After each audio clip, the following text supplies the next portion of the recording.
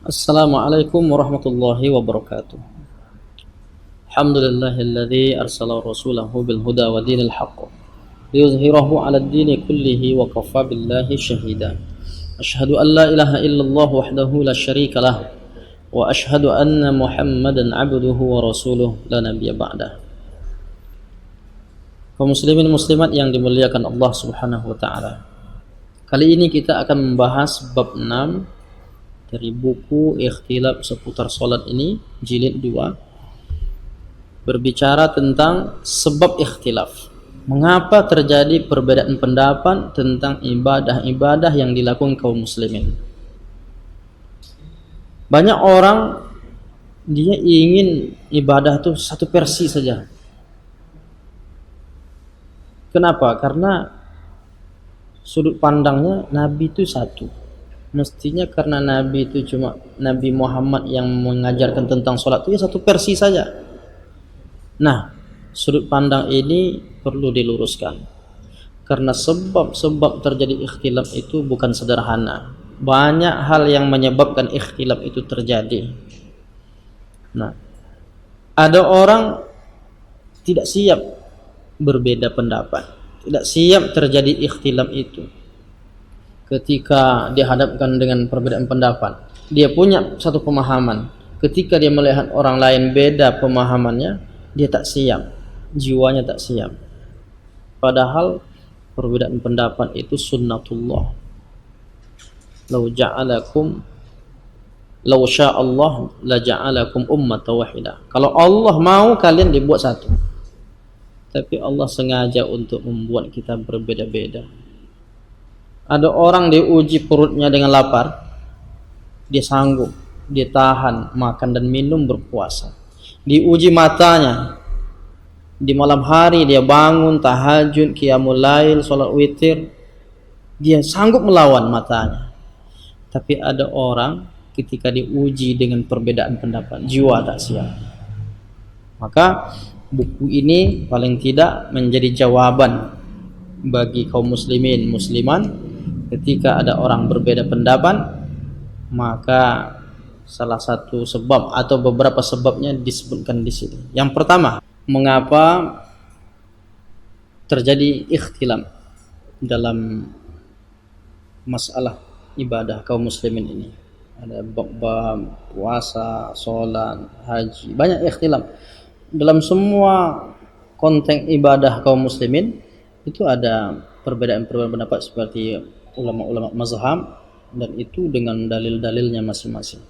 Nah, kalau orang bertanya tentang mengapa ikhtilaf itu harus ada, sebab muncul perbedaan itu apa? Yang pertama, karena hadis-hadis tentang sholat misalnya, karena kita membahas tentang ikhtilaf seputar sholat, hadis tentang sholat itu tidak menjelaskan secara rinci dan detail.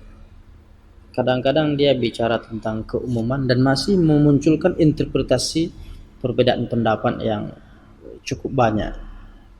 Misalnya kita ambil contoh, misalnya ayat Quran lah katakan yang terjadi pembahasan seputar wudu, karena wudu ini syarat sah salat. Nah, ayat tentang wudu dalam Al-Quran disebutkan dalam surah Al-Maidah ayat 6. Allah Ta'ala berfirman, Ya ayyuhalladzina amanu idza qumtum ilas shalah faghsilu wujuhakum wa aydiyakum ilal marafiqi wamsahu bi ru'usikum wa arjulakum ilal ka'bain. Nah, ini dalam bab qiraat nanti akan ada perbedaan pendapat dari kalangan para ulama. Ada yang membacanya wa arjulikum, ada pula yang membacanya wa arjulakum. Nah, karena ada qiraat bacaannya itu misalnya menurut jumhur ulama itu yang dibasuh itu kaki. Maksudnya kaki itu benar-benar dibasuh, bukan diusap. Makanya wamsahu bi ru'usikum wa arjulakum dalam bentuk nasab, wa arjula huruf lamnya berbaris berharokat fathah. Nah, ini maksudnya dari kalimat fausilu. basuhlah wajahmu, tanganmu, usap kepalamu, dan basuhlah kakimu. Tapi ada ulama yang membaca wa arjulikum. Misalnya kalau kita lihat pendapat yang mengatakan wa arjulikum itu berdasarkan qiraat Nafi', Ibnu Amir, kemudian Al-Kisai, itu membacanya wa arjulikum, sehingga wa arjulikum bisa berkonsekuensi maknanya mengusap. Nah, ini perbedaan pendapat tentang ayat Quran. Jadi kalau ada orang mengatakan salat Nabi itu harus satu versi saja, enggak boleh ada perbedaan pendapat. Sedangkan ayat Quran yang mutawatir, yang sudah jelas-jelas datang dari Allah, tidak ada kesalahan satupun, itu masih muncul perbedaan pendapat. Apalagi hadis Nabi yang tentu kita bisa lihat dalam ilmu mustalah, ada hadisnya yang sahih, ada hadisnya yang dhaif, ada hadisnya hasan, ada yang maudhu dan lain sebagainya itu. Nah, itu tentu lebih besar lagi kemungkinannya untuk muncul perbedaan pendapat para ulama. Jadi ketika kita bicara mengapa permasalahan salatnya banyak ikhtilaf, karena memang hadis-hadis Nabi tentang salat itu tidak membicarakannya secara terinci dan detail dan mutlak. Kadang-kadang satu teks hadis bisa memunculkan beberapa pemahaman.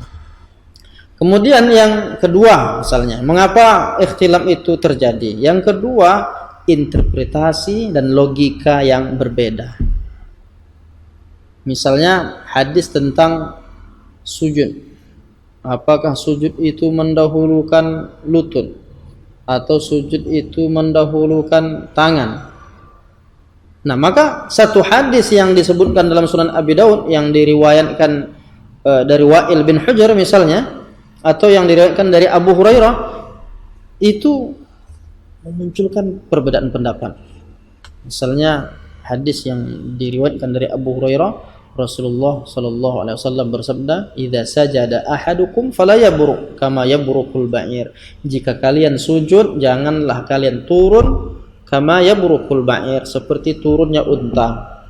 Wal yadha' yadayhi qabla rukbatayhi, letakkanlah tangannya sebelum kedua lututnya. Nah, satu hadis ini saja itu memunculkan perbedaan. Misalnya bagaimana unta itu turun? Apakah unta itu turun dengan kaki depannya atau dengan kaki belakangnya? Dipahami oleh mayoritas ulama yang turun pertama itu ya kaki depannya. Maka kaki depan itulah yang dinilai sebagai tangan. Nah, oleh karena itu, kalau mau berbeda dengan unta, jangan letakkan tangan, maka letakkan lutut. Begitu dijelaskan oleh Syekh Ibnu Utsaimin, ulama kontemporer misalnya. Begitu dijelaskan oleh Syekh Abdul Aziz bin Baz, ulama kontemporer juga yang sezaman dengan kita, yang sudah wafat. Juga ulama-ulama terdahulu seperti Imam An-Nawawi mengatakan bahwa yang benar itu juga meletakkan lutut dahulu, kemudian baru tangan. Tapi ada juga ulama yang mengatakan bahwa hadis itu tidak terbalik, karena yang mengatakan bahwa letakkanlah tangan sebelum lutut ini kesalahan, munqalib, hadisnya terbalik. Karena interpretasinya bahwa unta itu turun apa yang turun duluan. Nah, oleh karena itu ulama mengatakan ini hadisnya terbalik. Seharusnya yang disebut itu letakkan lutut sebelum tangan. Itu makna pertama. Hadis diriwayatkan dari Abu Hurairah dalam Sunan Abi Daud. Tapi ada makna lain yang dipahami oleh sebahagian ulama pula, bahwa hadis itu sudah benar.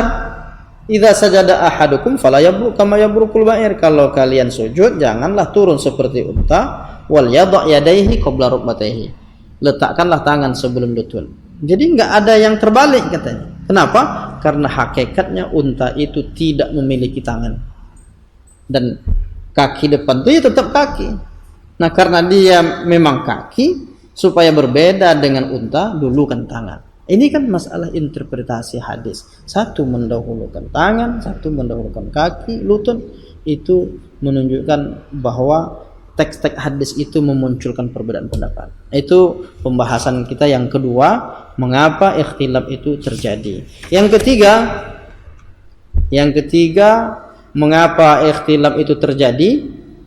Perbedaan kata-kata dalam bahasa Arab.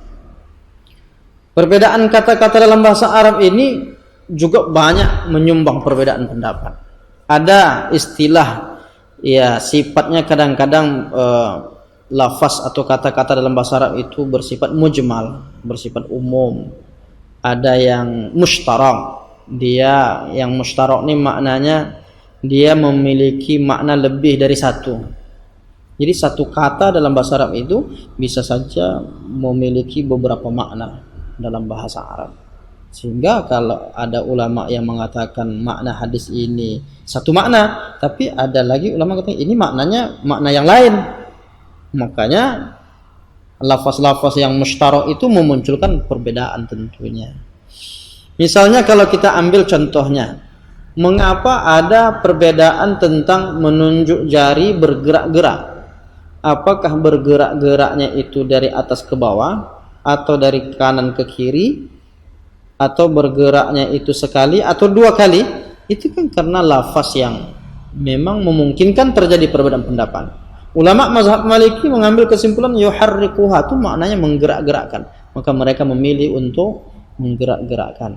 Tapi kalau ulama mazhab Syafi'i memahami itu yuharrikuha itu maknanya menggerakkan. Jadi satu kata itu bisa maknanya berbeda sehingga memunculkan perbedaan pendapat para ulama. Kemudian yang keempat, mengapa ikhtilaf itu terjadi? Itu disebabkan penterjihan terhadap dalil-dalil. Jadi sebahagian ulama menganggap ini yang paling rajih, tapi tidak serta-merta ini yang paling rajih menurut satu ulama, rajih pula menurut ulama yang lain. Ambil contohnya tentang kunut subuh. Kunut subuh itu menurut ulama mazhab Syafi'i yang rajih itu yang melaksanakan kunut berdasarkan hadis bahwa Rasulullah itu yaqnutu fil fajri hatta faraqad dunya. Rasulullah itu kata Anas bin Malik, dia senantiasa mazala Rasulullah sallallahu alaihi wasallam yaqnutu fil fajr hatta faraqad dunya. Rasulullah terus menerus kunut dalam salat subuhnya sampai meninggal dunia.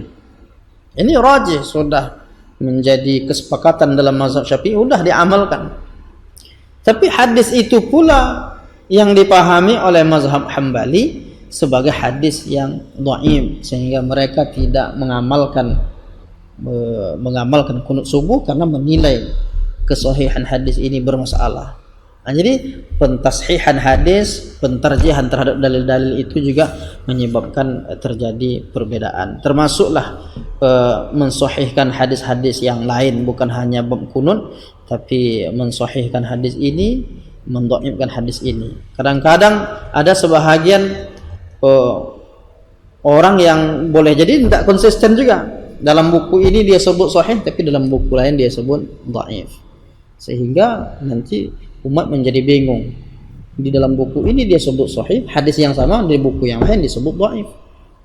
Lalu umat sebetulnya mau memilih yang mana? Nah, di sini sebab perbedaan yang terjadi dalam masalah salat ini. Yang kelima, perbedaan dalam mensahihkan suatu hadis, dan yang keenam, perbedaan dalil yang saling bertentangan. Jadi memang kadang-kadang dalam hadis itu kita lihat sepertinya bertentangan, tetapi masalah bertentangan nampaknya bertentangan, tapi sebetulnya kalau dikaji lebih dalam itu bisa dapatkan kesimpulan. Ini pertentangan-pertentangan dalil itu ada istilah yang disebut ta'arud al-adillah. Bagaimana menyikapi pertentangan dalil? Kalau terjadi antara satu hadis dengan hadis lain itu yang saling bertentangan, bagaimana cara mengambil kesimpulannya? Apakah melihat mana yang nasikh, mana yang mansukh? Apakah hadis pertama ini sudah dinasakh syariatnya, sudah tak berlaku lagi, atau hadis yang lain ini di al-jam'u bainal ahadits, mengumpulkan beberapa hadis yang satu redaksi, lalu nanti diambil kesimpulan. Jadi hadis-hadis yang nampaknya bertentangan itu dikomunikasikan dulu. Jadi wat taufiq, dipertemukan dulu, nanti baru dapat kesimpulan. Nah, kalau ada orang yang tekstual, dia dapat satu hadis, dia pahami cukup, maka dia akan berkesimpulan harus seperti ini saja. Sementara kalau dia lakukan lagi proses berikutnya, akan ada lagi mengumpulkan dalil-dalil yang ada. Nah, inilah sebab ada yang ulama itu yang mutasyaddid, sangat ketat, dapat satu hadis sudah, itu juga memunculkan perbedaan. Ada yang mutawassit, dia pertengahan, dia harus mengumpulkan lagi.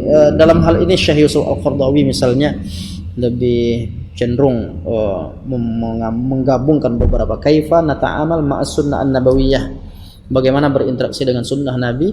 Nah, di situ dijelaskan bagaimana cara menggabungkan beberapa hadis. Ada orang yang sangat ketat dengan isbal misalnya, celana laki-laki itu harus di atas mata kaki mutlak, kalau tidak tempatnya neraka. Ma asfala minal ka'bain fa finnar. Semua orang pakaian yang di bawah mata kaki tempatnya di neraka.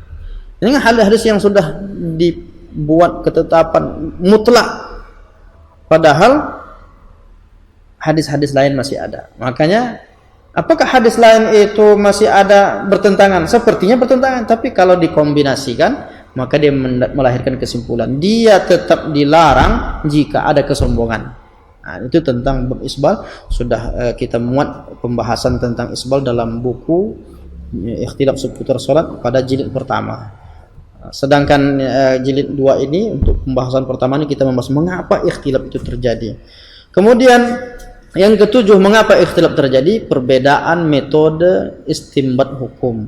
Jadi memang ulama-ulama itu ada metode yang memiliki metode yang berbeda dalam mengistinbatkan hukum. Kalau kita lihat misalnya Imam Malik itu dia ada satu metode yang dipakai, amalu ahlil Madinah. Amalan penduduk Madinah itu bisa menjadi landasan hukum, sumber hukum. Tapi tidak bagi ulama-ulama yang lain. Maka mengapa ulama mazhab Maliki menilai puasa 6 itu tidak disyariatkan, puasa 6 di bulan Syawal, karena melihat amalu ahlil Madinah. Itu data-datanya dari informasi itu. Dan termasuk lagi bab-bab yang lain. Ada sumber hukum Islam itu yang disepakati Al-Quran, Sunnah, Ijma' Qiyas. Tapi yang saddu zari'ahnya, yang syar'un man qablana, istihsan, istishab dan yang lain sebagainya itu, al-masalihul mursalah, itu tidak disepakati.